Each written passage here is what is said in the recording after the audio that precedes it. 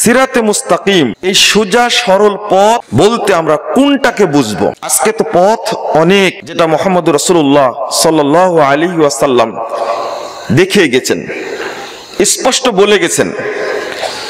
ইবনু মাসউদ রাদিয়াল্লাহু আনহু বলছেন, 4142 নম্বর হাদিস, মুসনাদে আহমদের মধ্যে এসেছে, খাত্তা লানা রাসূলুল্লাহ সাল্লাল্লাহু আলাইহি ওয়াসাল্লাম খাত্তা, আল্লাহ রাসূল একটা সোজা দাগ টানলেন, টানার পরে বলছেন, হাদা সাবিলুল্লাহ, এইটা আল্লাহর রাস্তা। সুম্মা খাত্তা খুতুতান আন ইয়ামিনিহি ওয়া আন শিমালি, অতঃপর তার ডানে এবং বামে অনেকগুলো রেখা টানলেন, দাগ টানলেন। এরপরে বলছেন, ওয়া হাদিহি সুবুলুন আলা কুল্লি সাবিল শাইতান ইয়াদউ ইলাই, মনে রেখো এই প্রত্যেকটি পথে শয়তান বসে আছে, সে তার দিকে ডাকছে। এই শয়তান কোন শয়তান? উত্তর দেন। হ্যাঁ, আলেম শয়তান। এর আগে আমি বক্তব্য বলেছি, রাগ করবেন না, একটু শুনে নেন। শয়তান মিনাল জিন্নাতি ওয়ান নাস, এটা কয়েকটা আয়াতই আছে। মানুষ শয়তান আর জিন শয়তান। আমি বললাম এখানে কোন শয়তান? সহিহ বুখারীর 2য় খণ্ডের 1049 পৃষ্ঠায় একটা লম্বা হাদিস বর্ণিত হয়েছে। রাসূলুল্লাহ সাল্লাল্লাহু আলাইহি ওয়াসাল্লাম সেই হাদিসে গিয়ে বলছেন, যখন হুযায়ফা রাদিয়াল্লাহু আনহু প্রশ্ন করলেন যে এর পরে কি কোনো অকল্যাণ আছে, আল্লাহ রাসূল বলছেন যে হ্যাঁ, কওমুন ইস্তান্নুনা বিগাইরি সুন্নতি ওয়া ইয়াহতাদুনা বিগাইরি হাদিয়তি। তারপরে বলছেন, দুআতুন আলা আবওয়াবি জাহান্নাম মান আজাবাহুম ইলাইহা কাযাফুহু ফিহা। রাসূলুল্লাহ সাল্লাল্লাহু আলাইহি ওয়াসাল্লাম বলছেন, দুআত, দায়ীর বহু বচন, দুআত, বহু দায়ী, বহু আলেম, ও জাহান্নামের দরজায় দাঁড়িয়ে থেকে মানুষকে ডাকবে, এদিকে আসো এদিকে আসো। নিজেই জাহান্নামের দরজায় আছে, আবার মানুষকে বলছে এদিকে আসো। মানা যাবাহুম ইলাইহা, তাদের দিকে যেই সাড়া দিবে, কাযাফুহু ফিহা, তারা তাকে ধরে জাহান্নামের মধ্যে আছাড় দিবে। আছাড় দেওয়া বুঝেন তো? একটা ফেলে দেওয়া আর আছাড় দেওয়া একরকম না। কাযাফুহু ফিহা, জাহান্নামের মধ্যে ফেলে দিবে। এরা কারা? হুযায়ফা বললেন, ইয়া রাসূলুল্লাহ সিফহুম লানা, তাদের পরিচয় বলুন। রাসূলুল্লাহ সাল্লাল্লাহু আলাইহি ওয়াসাল্লাম বলছেন, ওয়াহুম মিন জিলদাতিনা ওয়া ইয়াতাকাল্লামুনা বিআলসিনাতিনা, পরিচয় কি? আমাদের মতোই চামড়ার মানুষ হবে, আমাদের ভাষায় তারা কথা বলবে। সহিহ মুসলিম এসেছে 2য় খণ্ডের 76 পৃষ্ঠায়, রাসূলুল্লাহ সাল্লাল্লাহু আলাইহি ওয়াসাল্লাম বলছেন, একটা পার্থক্য আছে, কুলুবুহুম কুলুবু শায়াতিন ফি জুসমানি ইনস, তাদের অন্তরটা হবে শয়তানের অন্তর, কিন্তু দেহটা হবে কার? মানুষের। এই জন্য বললাম যে প্রত্যেকটা পথে বসে আছে যে শয়তান, এই শয়তান কি মানবরূপী শয়তান না আলেম রূপী শয়তান? দায়ী যারা, রাসূলুল্লাহ সাল্লাল্লাহু আলাইহি ওয়াসাল্লাম নিজেই ব্যবহার করেছেন। এইটা পথ দেখার পরে, যেটা ইবনু মাজাতে এসেছে, রাসূল সাল্লাল্লাহু আলাইহি ওয়াসাল্লাম ফাওয়াদা ইয়াদাল ইয়ামনা আলাল আওসাত, সোজা রেখাটার উপরে ডান হাত রেখে বলছেন, ওয়া আন্না হাযা সিরাতি মুস্তাকিমা ফাত্তাবিউহু ওয়া লা তাত্তাবিউস সুবুল।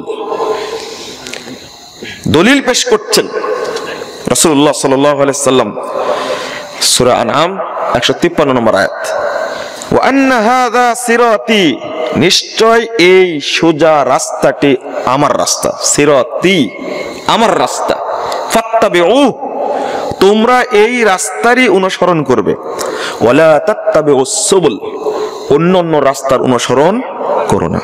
যদি করো ফাতাফাররাকা বিকুম আন সাবিলি, আমি যে রাস্তাটি দেখালাম এই রাস্তা থেকে তোমরা বিচ্যুত হয়ে যাবে, পথভ্রষ্ট হয়ে যাবে।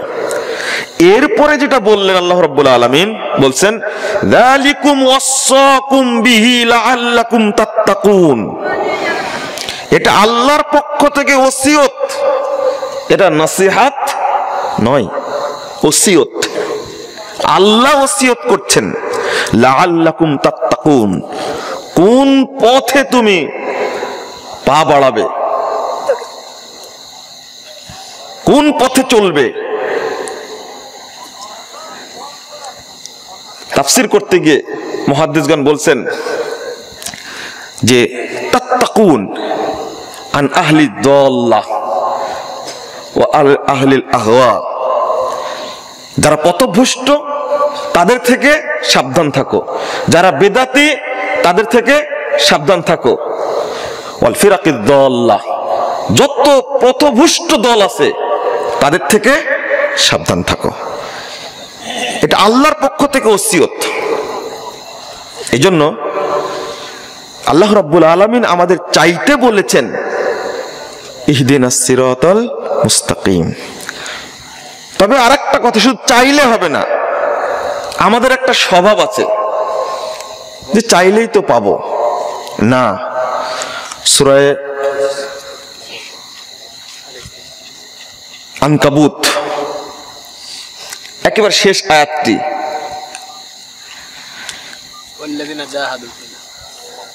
আপনার 69 নম্বর আয়াত, ওয়াল্লাযীনা জাহাদু ফিনা লানাহদিয়ান্নাহুম সুবুলানা, যারা ওয়াল্লাযীনা জাহাদু প্রচেষ্টা করে ফিনা আমার পথ পাওয়ার ব্যাপারে, লানাহদিয়ান্নাহুম সুবুলানা তাদেরকে আমি পথ অবশ্যই অবশ্যই দেখাবো।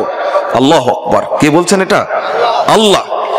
তো আমার তো প্রচেষ্টাই নাই,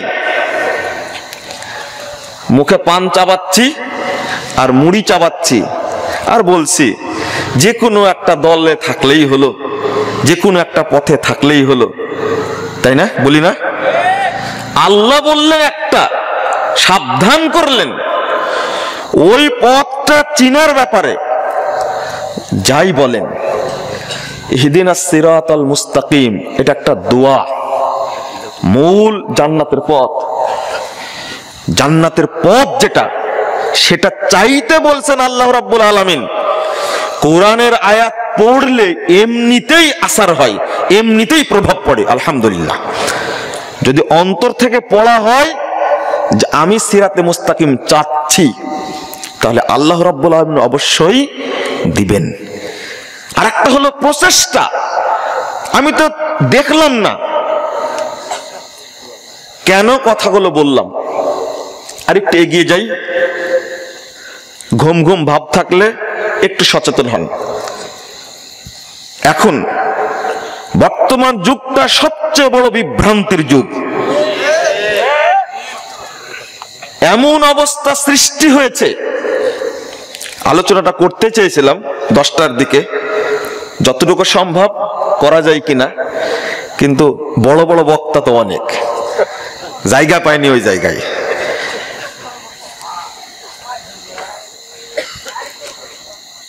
বিভ্রান্তি কোন জায়গায়?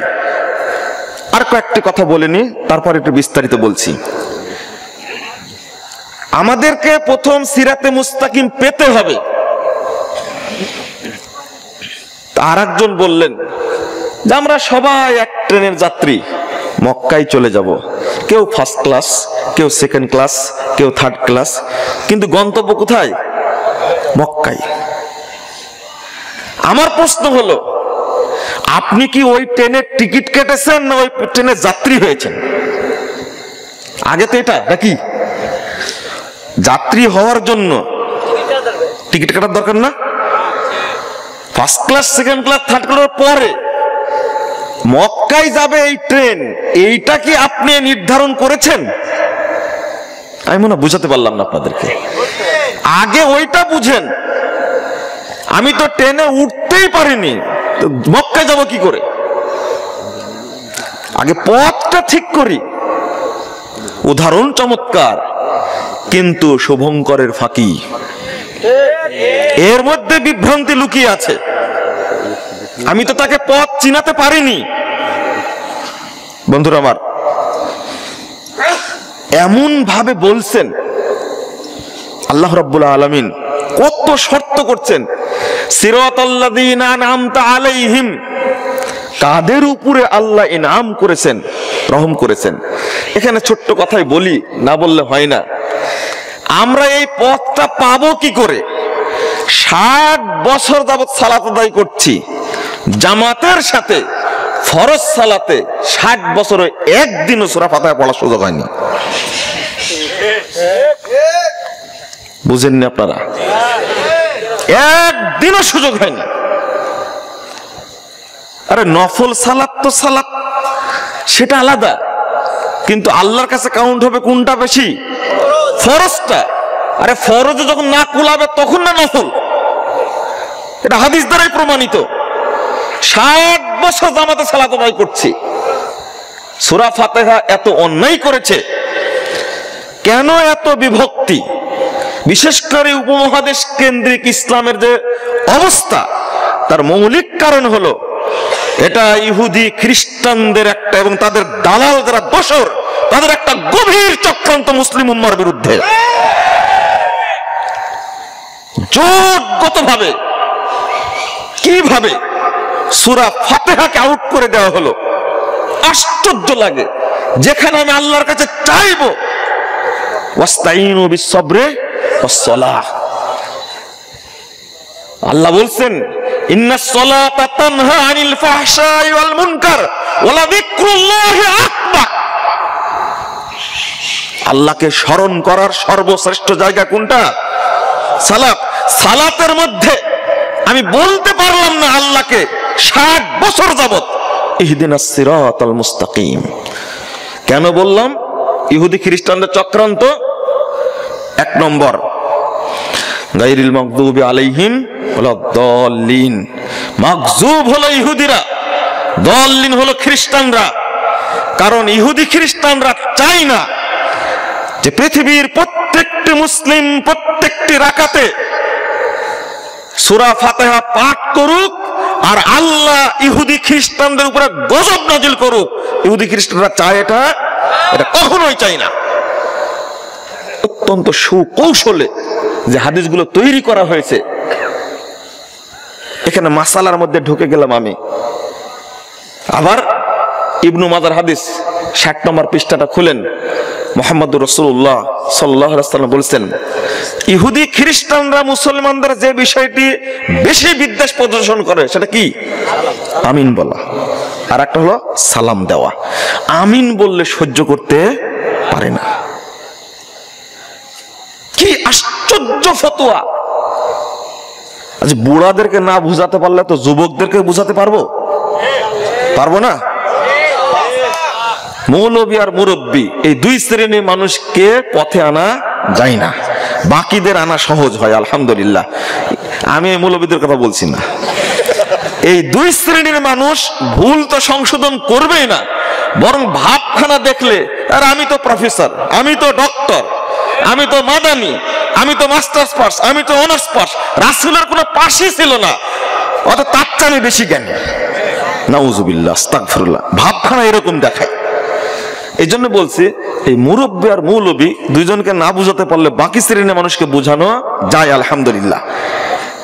অন্তত এতটুকু বোঝানো যায়, ইমাম কেরাত পড়ছে তাবারাকাল্লাযী বিয়াদিহিল মুলক ওয়া হুয়া আলা কুল্লি শাইইন কাদির, মুক্তাদি দৌড় দিয়ে গিয়ে আগে দাঁড়ালো, দাঁড়ানোর পরে কেরাত চলছে, বললো ইন্নী ওয়াজ্জাহতু ওয়াজহিয়া লিল্লাযী ফাতারাস সামাওয়াতি ওয়াল আরদ হানিফা ওয়া মা আনা মিনাল মুশরিকিন। তারপর বলছে নাওয়াইতু আন উসাল্লি 4 রাকাতান মিনাজ যুহরি ওয়াল আসরি ওয়াল ফজর ওয়ান নাকাই, যত নিয়াত আছে এটাও পড়লো। তারপরে কানে হাত দিয়ে বলল আল্লাহু আকবার। এবার বলছে সুবহানাকাল্লাহুম্মা ওয়া তাবারাকাসমুকা ওয়া তাআলা জাদ্দুকা লা ইলাহা গায়রুকা। এই যে 3টা পড়ার পরে চুপ। কেরাত ইমাম সাহেব পড়ছে, এটা আলেমদের বুঝার কথা, যুবকদের বুঝার কথা, জ্ঞানী মানুষের বুঝার কথা। কোরআন তেলাওয়াত ইমাম সাহেব পড়া অবস্থায় যদি কেরাত পড়া না জায়েজ হয়, তুমি দুইটা ভুয়া দোয়া বলেছো, জাল মিথ্যা বনওয়াট বলেছো। যেটা সানা পড়েছো, আবু দাউদ, ইমাম আবু দাউদ বলছেন, আলবানী বলছেন সহিহ, আবু দাউদ রাহিমাহুল্লাহ বলছেন এর ত্রুটি আছে। যাক, এরপরেও সহি ধরে নিলাম, কিন্তু তিনটা ভুয়া দোয়া দুইটা হলেও একটা সহি বলল, এই তিনটা কোনো দোষ করলো না, দোষ করলো কি সূরা ফাতিহা। আরে ফজর মাগরিব এশায় না দোষ, কিন্তু এশার সালাতে পরের দুই রাকাত কি দোষ করলো? মাগরিবের সালাতে তৃতীয় রাকাতে কি দোষ করলো? জোহর আসরের 4 রাকাত কি দোষ করলো? 4 4 8 রাকাত কি দোষ করলো? যদি ইমাম পড়ে ফেলা দেয় আমার আগে বা ইমামের আগে আমি পড়ি, ও তাশাহুদ পড়ো না তুমি, রুকুর দোয়া পড়ো না, সেজদার দোয়া পড়ো না, যদি ইমামের আগে হয়ে যায় তখন কি হবে? যত দোষ চাপায় কার উপরে? সূরা ফাতিহার উপরে। কত বড় শত্রু সূরা ফাতিহা তাদের। সিরাতে মুস্তাকিমের ওয়াজ করে কি করব? মূল জায়গায় যদি ঠিক না করতে পারি। এই জন্য কথাগুলো বললাম।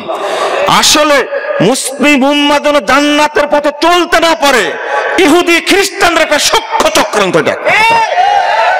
অতএব যুবক ভাইয়েরা বুঝো, তোমরা শিক্ষিত ভাইয়েরা বুঝো, বিসিএস ক্যাডার হয়েছেন, অনেক ডিগ্রি অর্জন করেছেন, লন্ডন থেকে ব্যারিস্টারি ডিগ্রি নিয়ে এসে কিছুই বুঝেন না, কুরআন হাতে দিলে বলে যে ইমামের উপরে দিয়ে ভর, বিসমিল্লাহি আল্লাহু আকবার। আপনি কি শিক্ষা অর্জন করলেন? বিসিএস ক্যাডার হলেন, ফার্স্ট হলেন, অমুক বিসিএস ফার্স্ট হয়েছে বলছেন আপনি। একটু চিন্তা করেন, আল্লাহকে বলতে পারবেন আপনি যে ইমামের উপরে দিয়ে ভর, বিসমিল্লাহ আল্লাহু আকবার? এমনি বলা ইক্তেদা তো ভেজাল ইমাম। আপনি জবাবটা দিবেন কি করে? আগে বলছি, এই কথাগুলো বলার পিছনে কারণ হলো সালাত শ্রেষ্ঠ ইবাদত, সেখানে আগে দৃঢ়তার সাথে বুকে হাত বেঁধে আগে আল্লাহকে বলুন ইহদিনাস সিরাতাল মুস্তাকিম, এটা বলা শিখুন। তারপরে আশা আল্লাযীনা আনআমাল্লাহু মিনান নাবিয়্যিন ওয়াস সিদ্দিকিন ওয়াশ শুহাদা ওয়াস সালিহিন ওয়া হাসুনা উলাইকা রফিকা। আল্লাহ বলছেন তারা হলেন নবীগণ, তারা হলেন সিদ্দিকগণ, তারা হলেন সৎ বান্দাগণ, তারপরে বলছেন শহীদগণ, ওয়াস শুহাদা ওয়াস সালিহিন, আগে শহীদগণ তারপর সালেহ বান্দা। তাহলে এই 4 শ্রেণীর মানুষের পথ আমি চাইলাম। যদি আমাদের পথটা সালাফদের পথের মতো না হয়, তাহলে আমল করে ইবাদত করে কোনো লাভ নেই, দরকার নাই। আল্লাহ রাব্বুল আলামিন শর্ত করেছেন এক জায়গায় না, কয়েক জায়গায়। 1 নম্বর সূরা বাকারা 137 নম্বর আয়াত আল্লাহ বলছেন ফাইন আমানু বিমিসলিমা আমানতুম বিহি ফাকাদ ইহতাদাও, যদি তারা ঈমান আনে অনুরূপ যেভাবে তোমরা ঈমান এনেছো।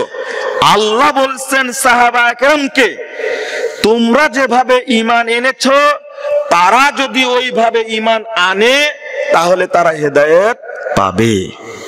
যদি না ফাইন তাওয়াল্লাউ ফাইন্নামা হুম ফি শিকাক, তাহলে তারা হটকারিতার মধ্যেই থাকলো। রাসূলুল্লাহ সাল্লাল্লাহু আলাইহি ওয়াসাল্লাম যেটা বলে গেছেন, আর একটা আয়াত শুনুন। আল্লাহ রাব্বুল আলামিন এখানে শর্ত করলেন, সাহাবা কেরাম যেভাবে ঈমান এনেছেন আমাদেরকে ঈমান ওইভাবেই আনতে হবে।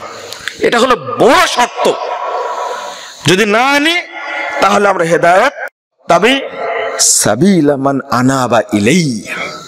আল্লাহ বলছেন যে তুমি তার পথের অনুসরণ করো যে আমার দিকে অগ্রগামী। অর্থাৎ সাহাবা কেরাম উদ্দেশ্য রাসূল সাল্লাল্লাহু আলাইহি ওয়াসাল্লাম বলেছেন খায়রুন নাস করনি সুম্মাল্লাযিনা ইয়ালুনাহুম সুম্মাল্লাযিনা ইয়ালুনাহুম ওয়া ফি রায়াতিন সুম্মাল্লাযিনা ইয়ালুনাহুম। সবচেয়ে উত্তম মানুষ আমার যুগের মানুষ, তারপরের যুগ, তারপরের যুগ। তাহলে রাসূলুল্লাহ সাল্লাল্লাহু আলাইহি ওয়াসাল্লামের যুগ, সাহাবীদের যুগ, তাবেঈদের যুগ এবং তাবেঈদের যুগ।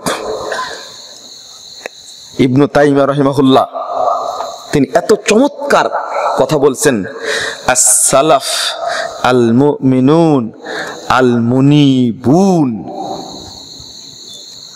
ফায়াজিবু ইত্তিবাউ সিরাতিহিম। আল্লাহু আকবার। তিনি বলছেন সালাফ ওই প্রকৃত মুমিন যারা আল্লাহর দিকে অগ্রগামী ধাবিত, আর তাদের পথের ইত্তেবা করা আমাদের উপরে কি ওয়াজিব। 20 নম্বর খণ্ডের 500 নম্বর পৃষ্ঠা ফাতোয়া ইবনে তাইমিয়া, আপনি খুলুন। এখানে বলার উদ্দেশ্য হলো এটা যে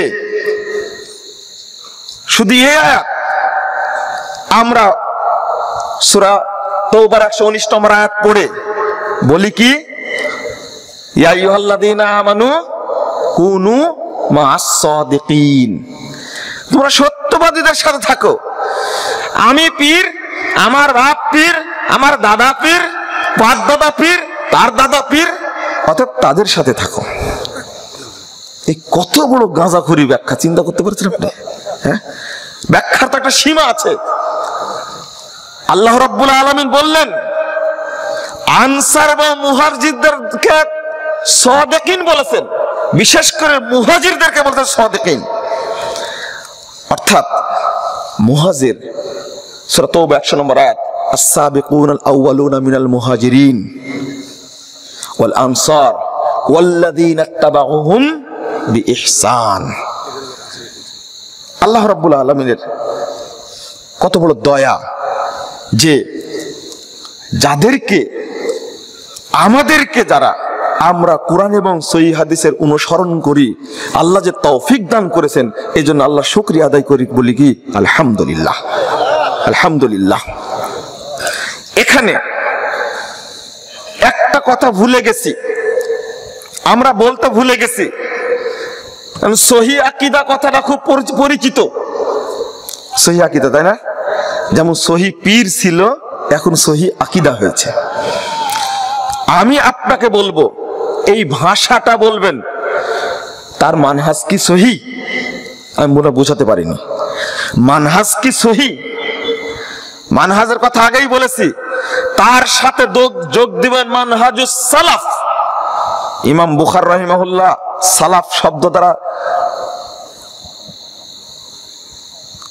তিনি বুঝিয়েছেন সালাফে সালেহিন, নবী মুহাম্মদ সাল্লাল্লাহু আলাইহি ওয়াসাল্লাম, সাহাবায়ে কেরাম, তাবেঈন এজাম, তাবেঈনকে বুঝিয়েছেন। রাসূল সাল্লাল্লাহু আলাইহি ওয়াসাল্লাম সালাফ শব্দটি নিজে ব্যবহার করেছেন। 6282 নম্বর হাদিস সহিহ বুখারীর মধ্যে এসেছে, ফাতেমা রাদিয়াল্লাহু আনহাকে বলছেন ফা ইন্নী নি'মাস সালাফু আনা লাক। সালাফ শব্দটা তোমার জন্য আমি কত উত্তম, কতই না উত্তম, অগ্রগামী। অর্থাৎ আমি আগে চলে যাচ্ছি, আমার পরপরই আমার সাথে মিলিত হবে কে? তুমি। তখন ফাতেমা রাদিয়াল্লাহু আনহা তিনি আনন্দিত হলেন, তাই রাসূল সাল্লাল্লাহু, আমার আব্বার সাথে আমি সবার আগে কি হব? মিলিত হব। সালাফ শব্দটা মানে অগ্রগামী। এই জন্য মানহাজুস সালাফ। এতগুলো কথা বলছি কেন? কারণ আজকে সহিহ আকীদা কথাটা যদি বলি, তাহলে শুধু আকীদাটাই সহিহ, বাকিগুলো সহিহ নয়।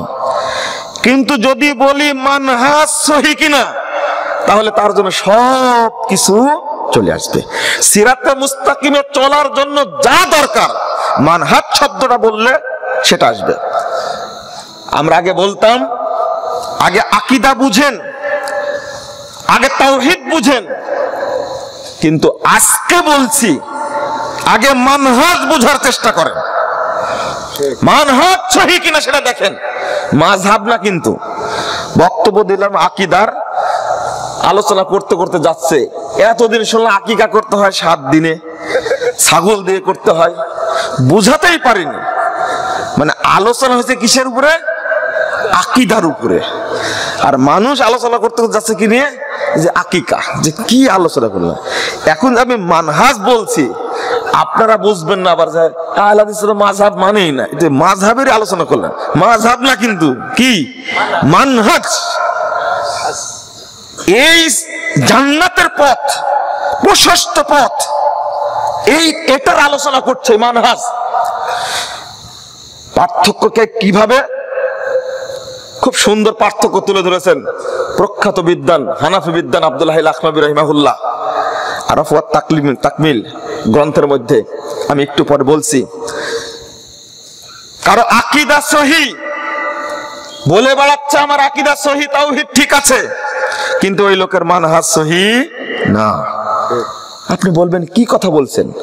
আকীদা সহিহ মানহাজ সহিহ না মানে? হ্যাঁ, মানহাজ বলতে শরীয়তের সব কিছু এর মধ্যে অন্তর্ভুক্ত, কিন্তু সহিহ আকীদা বললে শুধু আকীদা চ্যাপ্টারটা আসে। এখন পার্থক্য যদি বলি, আকীদা একজন আলেমের সহিহ, কিন্তু আহলে হাদিসদের প্রতি যে এত বিদ্বেষ, সালাফিদের প্রতি এত বিদ্বেষ, সালাফিদেরকে দেখতেই পারে না, আহলে হাদিসদেরকে গালিগালাজ করে না? আছে না? আরো ভালো বুঝবেন,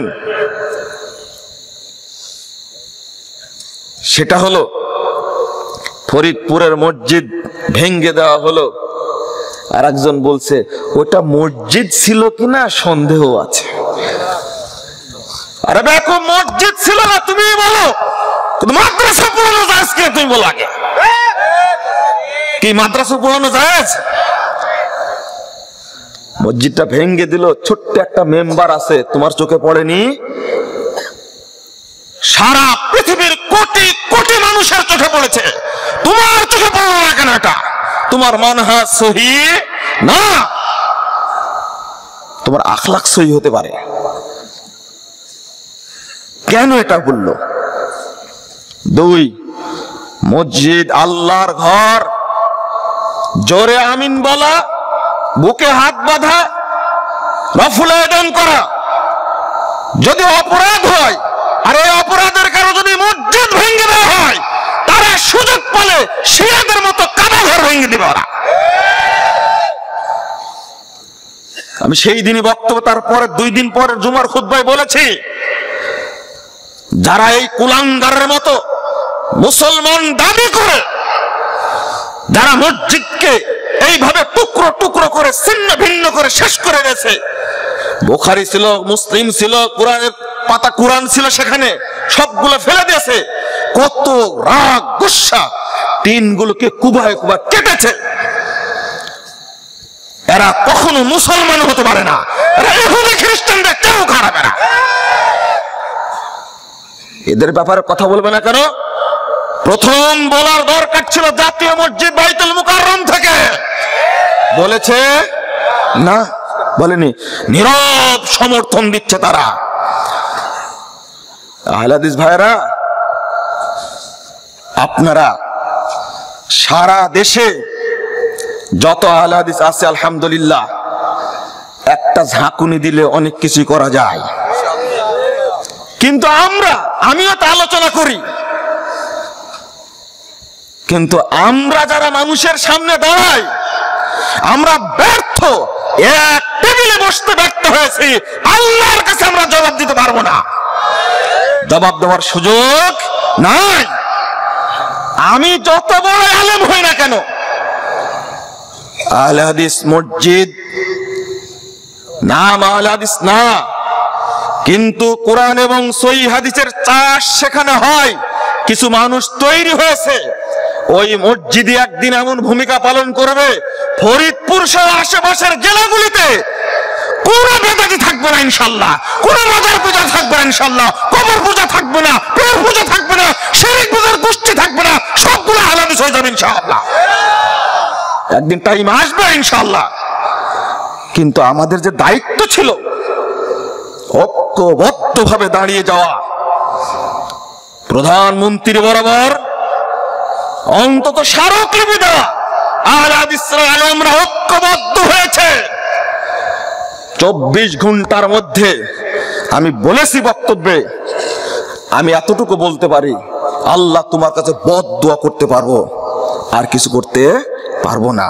দোয়া করার সুযোগ আছে, জেলখানায় রাখলেও দোয়া করা যায়, যতই কষ্ট দিক না দোয়া করা যায়।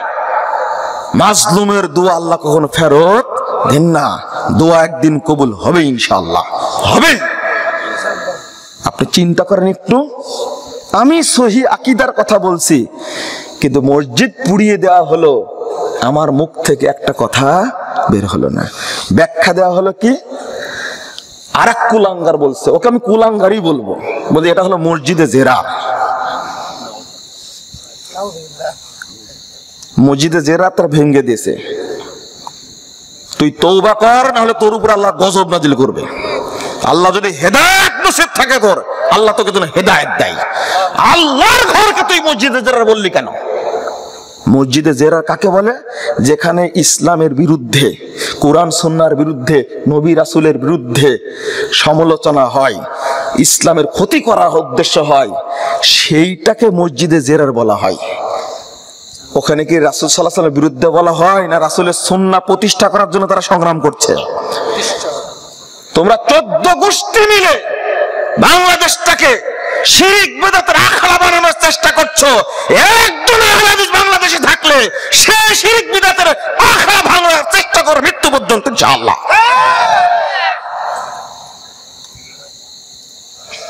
এটা হলো এক শ্রেণীর, এটা হলো এক শ্রেণীর। প্রশাসনকেও বলেছি, গ্রেফতার করেননি, জবাব আল্লাহর কাছে দিয়েন। এতটুকু বলবো, আর বেশি বলবো না। জবাব আল্লাহর কাছে দিন। যদি তারা নির্যাতিত হয়, সেটা বলে গেছেন, সাংবিধানিক অধিকার আছে, আমি ওটা বলবো না। 1 2 নম্বর, দেখেন আকীদা সহি, মানহাজ সহি না হওয়ার কারণে আহলে হাদিসদেরকে কি করছে? গালিগালাজ করছে। আর একটা জিনিস শোনেন, এখন নতুন চিকন সালাফি বের হয়েছে। হ্যাঁ ঠিক, চিকন নতুন, হ্যাঁ, এই ঘাপটি মেরে থাকা সালাফি বের হয়েছে এখন। তাদের বক্তব্য হলো, বাংলাদেশে যারা আহলে হাদিস তারা সালাফি না। আরে বেয়াকুব, আহলে হাদিসরা না থাকলে তোর পিঠের চামড়া থাকতো না। তুমি কোথায় কথা বলতে, কোথায় লিখতে? আহলে হাদিস মসজিদে খুতবা দিয়ে খাও তুমি, আহলে হাদিস জালসায় বক্তব্য দিয়ে খাও তুমি, আহলে হাদিসদেরকে বলো তারা সালাফি না। আহলে হাদিস সম্পর্কে কি জানো তুমি? এটাই তোমার আকীদা, এটাই তোমার আমল। তুমি বলো সহি আকীদা, আর রাজনীতিতে তুমি খোমেনির রাজনীতিতে তুমি বিশ্বাসী। এ কি আহলে হাদিস? বুঝেননি কথা আপনার? আমার আকীদা সহি, কিন্তু রাজনৈতিক ক্ষেত্রে কার আকীদা বিশ্বাসী? শিয়া আকীদায় বিশ্বাসী। অর্থনীতির ক্ষেত্রে সুদী অর্থনীতিতে বিশ্বাসী। বুঝেননি আমার কথা? কত সুন্দর করে বলছে না, এই যে ইন্টারেস্ট যেটা দিচ্ছে, তারা তো টাকা খাটিয়েই দিচ্ছে, অতএব এই ইন্টারেস্ট জায়েজ। এবার ফতোয়া দিয়েছি আমরা মাসিক আল ইখলাসের মধ্যে, আরে ব্যাংকের ঝাড়ুদার হওয়া এটাও হারাম, আর তুমি বলো ইন্টারেস্ট খাওয়া হারাম। আবার ব্যাংকের কি, ব্যাংকের ফতোয়া বোর্ড আছে, শরিয়া কাউন্সিল আছে, কি ব্যাপার। যেমন ডেস্টিনির কি ছিল, ফতোয়া বোর্ড ছিল না, গৃহপালিত এই দাঁড়ি চাষা মুফতি দিয়ে ফতোয়া বের করেছে ডেস্টিনিকে জায়েজ করার জন্য। আরে আহলে হাদিসদের সম্পর্কে জেনে রাখো, কি মাল্টি লেভেল 2000, তাই না নাম দিয়েছিল। এই ডেস্টিনি বের হয়েছিল 2000 সালে, বের হয়েছে 2002 সালে স্পষ্ট ফতোয়া আহলে হাদিসরা দিয়েছে, ডেস্টিনি হারাম, সুদী অর্থ ব্যবস্থা, এটা চলবে না। সরকার বুঝেনি, গোয়েন্দারা বুঝেনি, পরবর্তীতে 2012 সালে এসে টুটি চেপে ধরলো। এই তো বুঝলো ডেস্টিনি নাকি কয়েক, শুধু না, প্রায় 30 থেকে 40 হাজার কোটি টাকা দেশ থেকে পাচার করেছে। তোমরা যেটা বছর 10 বছর পরে আহলে হাদিসরা আল্লাহ রাব্বুল আলামিনের সাহায্য পায়, আল্লাহ তাদেরকে এলেম দেন। আল্লাহ প্রদত্ত এলেমের আগে তোমরা যারা 30 বছর পরে বুঝো, আহলে হাদিসরা এটা 30 বছর আগে বুঝো। আলহামদুলিল্লাহ, এটাই তার প্রমাণ। ডেস্টিনি নাই কেন আজকে? আজও বলছি যেটা সুদী অর্থনীতির সাথে বিশ্বাসী, আমি সুন্দর করে গোছায়া ফতোয়া দিচ্ছি। এ হলে এক শ্রেণী। আর এক শ্রেণীর যেমন মানে আমুল এত চমৎকার, হাত বাঁধলে আল্লাহু আকবার এইরকম ভাবে বাঁধে হাত। আসলে আমুল কত চমৎকার, এত চমৎকার আমুল। সেজদা দেখবেন, চলাফেরা দেখবেন, আজান দিলেই মসজিদে হাজির। কিন্তু এরাই সেই জাতের বংশের যারা আলী উসমান রাদিয়াল্লাহু আনহুকে হত্যা করেছে। এরা আকীদাগত কি? খারেজি। আমুলে কি? সালাফি। আকীদায় কি? খারেজি। আমার বক্তব্য কি বুঝছেন? তাহলে দুই শ্রেণী গেল। আর এক শ্রেণী আমুল আখলাকে, ব্যবহারে, কথাবার্তায় সালাফি মানে কি? মনে হবে যে তারা একবারে স্বচ্ছ পরিষ্কার, এর মতো কোনো মানুষই হয় না, মনে হচ্ছে ফেরেশতা। এটার আমুল আখলাক, কথাবার্তা এত সুন্দর করে আদর যত্ন করে, বিড়ালের মতো আদর করবে আপনাকে। কিন্তু এরা পাক্কা বেদাতে আর মাজার মুজারি, মাজারও সেজদা করে, কবরেও সেজদা করে, মূর্তির কাছে সেজদা করে, ভাস্করের কাছে সেজদা করে, মানে কোনো জায়গা বাদ নাই। আছেন এরকম মানুষ? মাজারে তো হুক্কা খায়। এই তরুণ ছেলেরা তোমাদের বলছি, যুবতীরা যারা আছে তাদেরকে বলছি, এই জটালা, মদখোর, তাড়িখোর, এই বেকুবের কাছ থেকে, মাজার থেকে ফিতা নিয়ে এসে তুমি হাতে বেঁধে রাখো। হ্যাঁ, তুমি তরুণ মানুষ, তোমার এই অপবিত্র, এই জাত শয়তানে জটালা কোনদিন নামাজ পড়ে না, 30 বছর গোসল করেনি, দুর্গন্ধের শেষ নাই। ওর এই অপবিত্র ফিতা নিয়ে এসে তুমি তোমার পবিত্র হাতে বেঁধেছ। ছেলেরাও বাঁধে, মেয়েরাও বাঁধে, ফ্যাশন শুরু করেছো তুমি। হ্যাঁ, তোমার লজ্জাও নাই, শরমও নাই। সি সি সি, এই যতগুলো মাজার খানকা আছে, যতগুলো কবরের খানকা আছে, সবগুলোতে যারা বসে থাকে দুনিয়ার বাটপার, সবগুলো গাঁজাখোর, মদখোর, অপবিত্র, পেশাব করে পানি নেয় না, পায়খানা করে পানি নেয় না, 30 বছর গোসল করেনি। ওর কাছে তুমি নিয়ে আসো। তোমার শরমও নাই, লজ্জাও নাই। ওই ফিতা যদি তুমি হাতে বাঁধো, তুমি 70 বার গোসল করলে তুমি পবিত্র হবে না। একে তো শিরকি ফিতা এটা, তুমি ওর গাছে বেঁধে রাখো। তোমার একটু শরম নাই, লজ্জা নাই এটা? এর পীর ফকির আমি বলছি, ওই জায়গায় গিয়ে এই মুরব্বী এত চমৎকার ব্যবহার, কথা এত মোলায়েম, কিন্তু সেজদা করে কোথায়? মাজারে। দান করে কোথায়? মাজারে, খানকায়, সেজদা ওই জায়গায় পড়ে থাকে। এই এক শ্রেণী। আর এক শ্রেণী কি? খুব চমৎকার, ওইটা না বললে হবে না, না ওটা তো বলে ফেললাম। আর এক শ্রেণী হলো গর্বের সাথে পরিচয় দেয়, আমরা আমুলে হানাফি, আর আকীদায় হলো মাতুরিদি, আর মানহাজে দেওবন্দি। এক শ্রেণীর মানুষ বলে কি, সব মাজার পূজারীরা, কবর পূজারা হলো বেরলভী, আর সব পীর পূজারীরা হলো দেওবন্দি। কিন্তু আহলে হাদিসদের 12টা বাজানোর জন্য সবাই কি এক, রসুনের পাশা সব এক জায়গায় হয়ে যাবে একবারে, যদি শুধু আহলে হাদিসের বিরুদ্ধে যায়। কোথায় তাদের আকীদা? লজ্জাও করে না, শরমও করে না। আহলে হাদিস ভাই, তোমাকে বলছি, হে তরুণ, তোমাকে বলছি, আগামী দিন তোমাকে সময় নিতে হবে 10 বছর। 10 বছরে এমন কোন ঘর থাকবে না বাংলাদেশের যেখানে তুমি কোরআন এবং সহিহ হাদিসের দাওয়াত পৌঁছাতে পারবে না। এই টার্গেট নিয়ে সামনে আগাতে হবে। আমরা তো চাচ্ছি যে আমরা অন্তত দার্সের খেদমত করে যদি 1000 দক্ষ আলেম তৈরি করতে পারি, যারা মানহাজ বুঝবে, যারা আকীদা বুঝবে, যারা উসুল বুঝবে, যারা ইলমে হাদিস বুঝবে, এই শ্রেণীর মানুষ যদি তৈরি করা যায় 1000-এর মতো, বাকি 10 বছরে বাংলাদেশে শিরক বেদাতের ভিত উপড়ে ফেলা যাবে ইনশাআল্লাহ। ওই কর্মসূচি দরকার। দেখেন আরাফাত তাকবিল বইয়ের 386 পৃষ্ঠায় আব্দুল্লাহ লাখনবী রাহিমাহুল্লাহ তিনি বলছেন, কাম মিন হানাফিয়্যুন ফিল ফুরু মুতাজিলিউন আকীদা। বলছে অনেক হানাফি, বলেছে শাখা প্রশাখায় হানাফি, কিন্তু আকীদায় কি মুতাজিলি। ওয়া কাম মিন হানাফিয়্যুন ফারআন মুরজিয়ুন আও যাইদিয়ুন আসলান ওয়াবিল জুমলাতে ফাল হানাফিয়্যা লাহা ফুরুউন বিইতিবারি ইখতিলাফিল আকীদা ফামিনহুমুশ শিয়া ওয়া মিনহুমুল মুতাজিলা ওয়া মিনহুমুল মুরজিয়া ফাল মুরাদু বিল হানাফিয়্যা হা হুনা হুমুল হানাফিয়্যাল মুরজিয়া الذين يتبعون أبا حنيفة في الفروع ويخالفونه في العقيدة بل يوافقون فيها المرجئة الخالصة। তিনি সংক্ষেপে বলছি যে তারা পুরোই মাসালায় হানাফি, আবার কি কেউ কেউ মুরজি, কেউ কেউ জাইদি।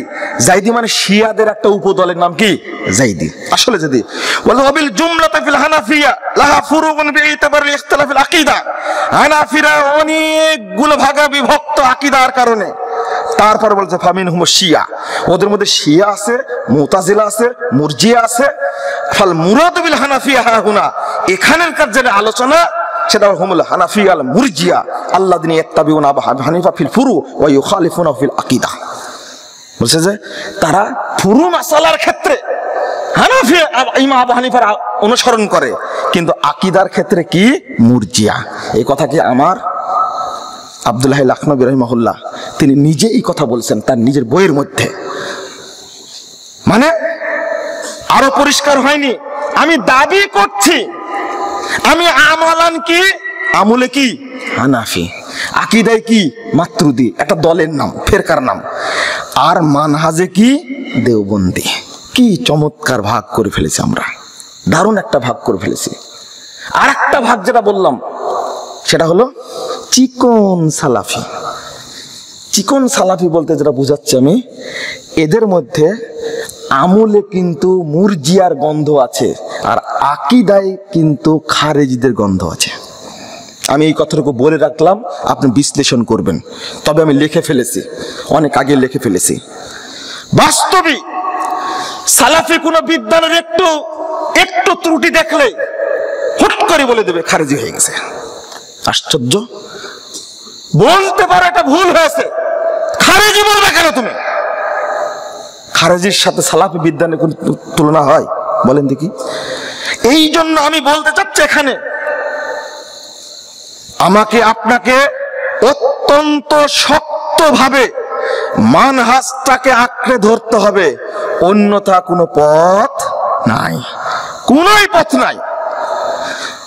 যদি সালাফি মানহাজটা বাদ চলে যায় তখন আমি সুদকে জায়েজ করতে পারবো, আমি তখন পাশ্চাত্য মতবাদকে জায়েজ করতে পারবো, আমি তখন আধুনিক কোন মতবাদকে জায়েজ করতে পারবো, আমি কখন ধর্মীয় মতবাদকে জায়েজ করতে পারবো।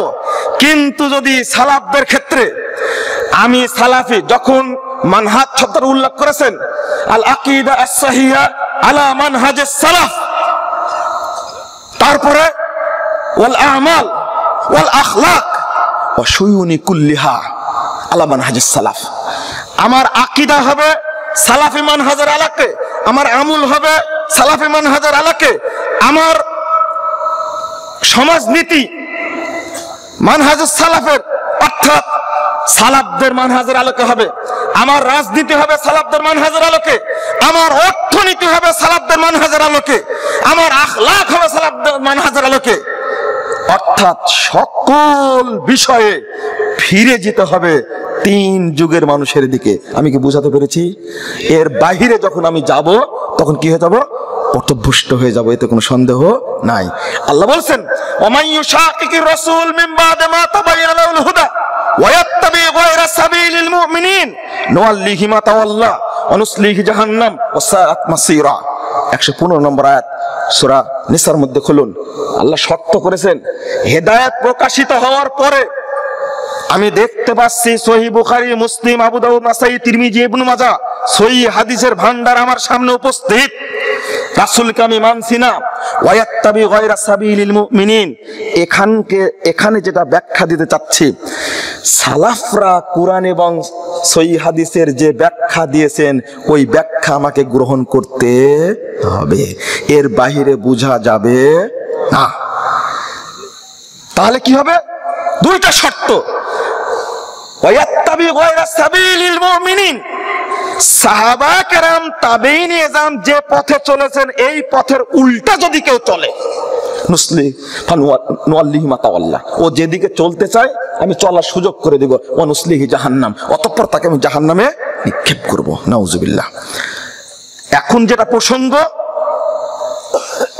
সেটা হলো আপনি কিভাবে বুঝবেন? সালাফদের ব্যাখ্যা নিব। হ্যাঁ, ব্যাখ্যা তো আপনি করছেন, নিজের মতো ব্যাখ্যা করে ছেড়ে দিলেন, আর একটা জিনিসকে জায়েজ বলে দিলেন, সালাফদের ব্যাখ্যাকে 5 পয়সা দাম দিলেন না। যে না, যেমন উদাহরণ আপনাকে একটা দিব, আল্লাহ কোথায়? আরশে। কি সমাসীন না সমুন্নত?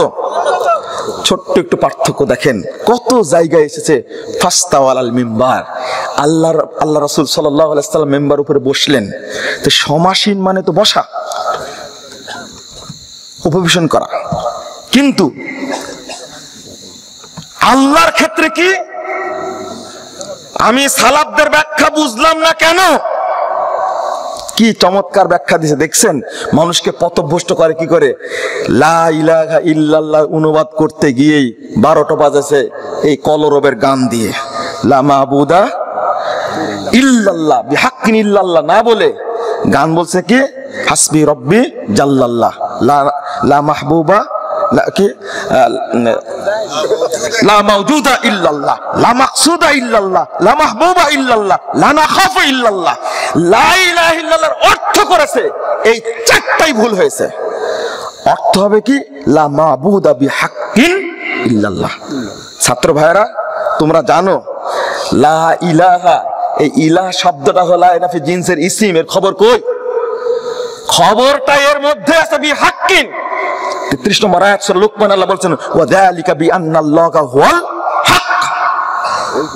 আরবি যেটা বুঝে ব্যক্তি বুঝে, নরমালি বুঝবে যে এর অনুবাদ হলো আল্লাহ ছাড়া প্রকৃত কোনো মাবুদ নাই। কথা বোঝা গেছে তো? আমি আল্লাহর ক্ষেত্রে অর্থটা কি হবে আমি চলে যাই সাহাবীরা কি ব্যাখ্যা দিয়েছেন। আল্লাহু আকবার। সকল সাহাবী যারা কথা বলেছেন আল্লাহর ইস্তাওয়া সম্পর্কে সবাই বলেছেন আলা ওয়ারতাফা, তিনি সমুন্নত হলেন, সুউচ্চ হলেন, আরোহণ করলেন। আর আমরা মানুষের অর্থ নিয়ে করলাম কি? আল্লাহ সমাসীন হলেন। আর এক শ্রেণীর মানুষ অর্থ করেছে কি? যে আল্লাহ সর্বত্র কি? বিরাজমান। নাউজুবিল্লাহ। কোথায় থেকে কোথায় চলে গেছে আমরা। যদি সালাফদের অর্থ না নিয়ে আমরা তাহলে পথভ্রষ্ট হব, এতে কোনো সন্দেহ নাই। বর্তমান প্রেক্ষাপটে আমি তরুণ ভাইদেরকে বলতে চাই যে ওই সিরাতে মুস্তাকিমটা বের করুন। আজকে ইলিয়াসি তাবলীগের নাম নিয়ে সারা দেশে ভেজাল আমুল তৈরি করে যুবকও পথভ্রষ্ট, ছেলেও পথভ্রষ্ট, মেয়েও পথভ্রষ্ট, বুড়া পথভ্রষ্ট, ছোড়াও পথভ্রষ্ট সব। আর আমরা বসে আছি না, আমাদেরও দাওয়াতি কার্যক্রমে নামতে হবে, দাওয়াত দিতে হবে। এখন দাওয়াত দেওয়ার পথ অনেক বের হয়েছে আলহামদুলিল্লাহ। আমি বলেছি শুধু ক্ষোভ নিজে প্রকাশ করলে হবে না। মসজিদ একটা ভেঙেছে, আমি মনে করি এই একটা মসজিদ ভাঙ্গার বদৌলতে আল্লাহ এই বাংলাদেশে প্রত্যেকটি জেলায়, প্রত্যেকটি থানায়, প্রত্যেকটি মহল্লায়, প্রত্যেকটি গ্রামে, প্রত্যেকটি ইউনিয়নে লাখো লাখো মসজিদ তৈরি করে দেবেন ইনশাআল্লাহ। কিন্তু ওই কর্মসূচিটা আমাদেরকে নিতে হবে। আর যতক্ষণ পর্যন্ত আপনার মানহাজ স্বচ্ছ না হবে ততক্ষণ পর্যন্ত আপনি সিরাতে মুস্তাকিম পাবেন না। অতএব আপনাকে মানহাজ বোঝার চেষ্টা করতে হবে। বিষয়টা আসলে মানুষ বলে আমরা আবু বকরকে গালি দেয়, ওমর রাদিয়াল্লাহু আনহুকে গালি দেয়, উসমান রাদিয়াল্লাহু আনহুকে গালি দেয়। যারা রাসূল সাল্লাল্লাহু আলাইহি ওয়াসাল্লামের স্ত্রীদেরকে গালি দেয়, সাহাবীদেরকে গালি দেয়, তারা কখনো মুসলিম হতে পারে না। আমি ওই শিয়া আকীদা বিশ্বাস করি না। ও তরুণ ভাইরা, তোমরা এক শ্রেণীর মানুষ এখানে আছো যে ইরান সৌদি আরবকে গ্রাস করার জন্য প্রস্তুতি নিয়ে আছে, ইয়েমেনের মাধ্যমে মক্কা মদিনাকে দখল করতে চায়। তার মধ্যে সবচেয়ে কুচক্রী ছিল এই সুলাইমানি, এই বদমাশটা মারা গেল, আর তুমি শহীদ বলে স্ট্যাটাস দিলে। তোমার আকীদা ঠিক আছে? তোমার বাড়িতে এখনো নিউজ লেটার কেন? শিয়াদের বই পুস্তক পড়ো কেন তুমি? তোমার আকীদাকে পরিষ্কার করো। ইরানে ইসলামের বিপ্লব হয়নি, বরং ইসলামের বিরুদ্ধে বিপ্লব হয়েছে। কখনো ইরানকে ইসলামী রাষ্ট্র বলা যায় না, ওটা একটা পতিতালয়। তুমি জানো না বলে কথা বলো। সাক্ষাৎকার আছে আমার কাছে একটা, বাপ নিজের ছেলের নাম রাখছে আবু বকর ওমর, মেয়ের নাম রাখছে আয়েশা, কোনো অপরাধ নাই। এই সুলাইমানি ইরানে যারা ছিল তাদেরকে তো মেরেছে, ইরাকে ধরে ধরে মেরেছে, সিরিয়ায় ধরে ধরে মেরেছে, ইয়েমেনে দারুজ্জামান বিশ্ববিদ্যালয়, বিশাল 25,000 ছাত্রছাত্রীর বিশ্ববিদ্যালয়, সবগুলো পুড়ে তামাতা করে দিয়েছে। আর তুমি এই শিয়া হুতিদের পক্ষ নিয়ে তুমি কথা বলো, সৌদি আরবের সমালোচনা করো। তুমি আবার বলো আমি সহিহ আকীদার। তুমি সহিহ আকীদার না, তুমি সহিহ আকীদার দুশমন, তুমি সালাফিদের দুশমন, তুমি মুসলমানদের দুশমন। তোমার বন্ধু হলো শিয়ারা। আমি বলছি না সৌদি আরব দুধে ধোয়া, তা বলছি না, তাদের অনেক ভুল ত্রুটি থাকতে পারে, কিন্তু এটা মাথায় রাখতে হবে হারাম আইনের দায়িত্ব তোমাকে দেয়নি, তুমি বেদাতি, দিয়েছে সৌদি আরবের লোককে। আলহামদুলিল্লাহ। ওখানে আমি বলতে চাচ্ছি, এখানে এগিয়ে যেতে চাচ্ছি। বাংলাদেশে এই সমস্ত মানহাজার লোক থাকার কারণে আজকে যেভাবে সিরিয়ায় সালাফি আলেমদেরকে হত্যা করা হয়েছে। আমার ছোট ভাই মুকাররম থাকতো, ইয়ামানের এক ছাত্র ফারেস নাম, তার সাথে আমার দেখা হয়েছে। মুকাররম বলছে প্রায় রাত্রিতে উঠে হাউমাউ করে কাঁদতো। দীর্ঘ 9 বছর ইয়ামানে যেতে পারিনি, কারণ তার ভাইকে মেরে ফেলে দেওয়া হয়েছে, 3 ভাইকে মেরে ফেলে দেওয়া হয়েছে, বোনকে মেরে ফেলে দেওয়া হয়েছে। বাপটা বেঁচে আছে, বাপ বলে বেটা তুই আসিস না, তোকে মেরে ফেলে দিবে। এইভাবে ধরে ধরে ইয়ামেনের সালাফি আলেমদেরকে মেরেছে, যুবকদেরকে মেরেছে, নারীদেরকে হত্যা করেছে। সিরিয়ায় সালাফিদেরকে হত্যা করেছে, আলেমদেরকে হত্যা করেছে এই শিয়ারা। তুমি সুন্নি হয়ে শিয়াদের পক্ষ অবলম্বন করে ইরানের পক্ষে তুমি স্লোগান দাও। তুমি মুসলমানদের শত্রু, রাসূলের শত্রু। তুমি শরীয়ত বুঝার জন্য, শরীয়ত বুঝার জন্য আহলে হাদিসদের কাছে আসতে হবে। বেদাতি খানকায় গিয়ে শরীয়ত বুঝা যাবে না। ওই রাজনৈতিক মুনিশির শিয়া আকীদা লোকের কিতাব পড়ে কখনো সহিহ মানহাজ বুঝা যাবে না। মানহাজ বুঝতে হবে। আহলে হাদিস আলেমদের বই পড়ো, অনুরোধ করব। ইবনে তাইমিয়া রাহিমাহুল্লাহর বই পড়ো, ইবনুল কাইয়িম রাহিমাহুল্লাহর বই পড়ো, ইবনে কাসিরের বই পড়ো, তোমার ধারণা পরিষ্কার হয়ে যাবে। আর যদি সুযোগ থাকে আহলে হাদিস মাদ্রাসাগুলোতে ভর্তি হও, তবেই মানহাজ শিখতে পারবে ইনশাআল্লাহ। বন্ধুরা আমার, অনেক কথার মধ্যে যে কথাগুলো আলোচিত হচ্ছে, আমরা চাই ঐক্য, মুসলিম ঐক্য শুধু না, মুসলিম ঐক্য শুধু বাংলাদেশের ঐক্য শুধু না, সারা বিশ্বের মুসলিমদের ঐক্য চাই এই মর্মে। তবে দরকার আগে আলেমদের ঐক্য। আলেমরা সংখ্যায় কম, তারা যদি ঐক্যবদ্ধ হয় জনগণ এমনিতে ঐক্যবদ্ধ হবে ইনশাআল্লাহ।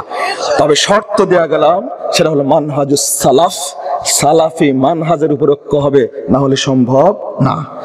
আল ইত্তেহাদ মাল ইখতিলাফ এটা টিকেনি, মানে মতনৈক্য সহই আমি ঐক্যবদ্ধ হব, এটা টিকেনি। আমার চেয়ে ইতিহাস খুব ভালো জানেন, আমি বলবো না, আমি তখন জন্মই নিইনি।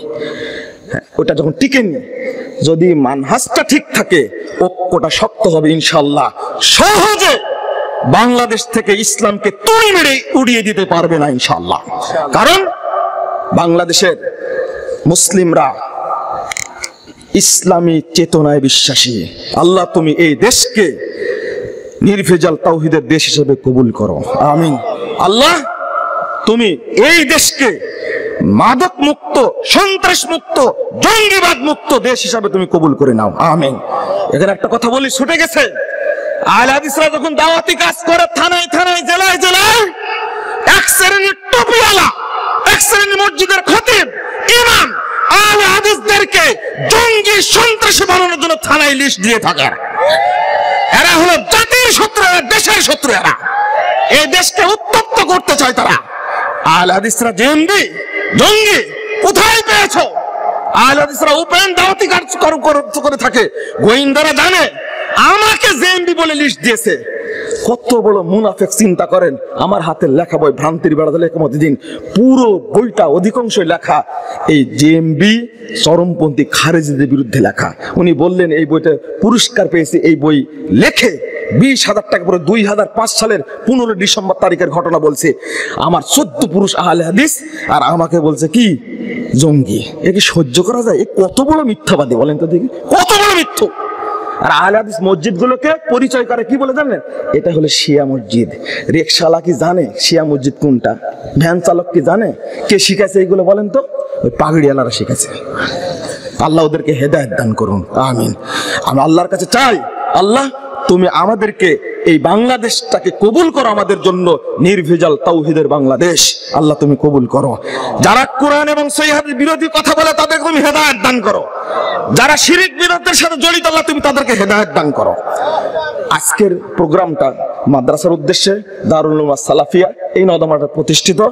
আপনারা এই মাদ্রাসায় ছাত্র দেওয়ার চেষ্টা করবেন। তারা চেষ্টা করে, আমার কাছে নিউজ এসেছে, তারা চেষ্টা করে ভালোভাবে প্রতিষ্ঠানটা গড়ার জন্য। আর এই প্রতিষ্ঠানের সহযোগিতায় আপনারা শেষ দান হিসাবে কিছু দান করে দেওয়ার চেষ্টা করবেন, যেন প্রতিষ্ঠানটা পরিচালিত হয়। এই জন্য দোয়া করবেন। আল্লাহ তুমি কবুল করো, আল্লাহুম্মা আমিন। আমি কথা বলতে গিয়ে অনেক কথা বলে ফেলেছি, ক্ষমা চাই সবার কাছে। দোয়া করবেন আমাদের জন্য, সকল মুসলিম উম্মার জন্য, বিশেষ করে আহলে হাদিস ভাই যারা নির্যাতিত হচ্ছে তাদের জন্য দোয়া করবেন। আল্লাহ রাব্বুল আলামিন যেন তাদেরকে ধৈর্য ধারণ করার তৌফিক দান করে, আমিন ইয়া রাব্বুল আলামিন। সুবহানাকাল্লাহুম্মা ওয়া বিহামদিক আশহাদু আল্লা ইলাহা ইল্লা আনতা আস্তাগফিরুকা ওয়া আতুবু ইলাইকা। আসসালামু আলাইকুম ওয়া রাহমাতুল্লাহি ওয়া বারাকাতুহু। আলহামদুলিল্লাহ, আমরা এতক্ষণ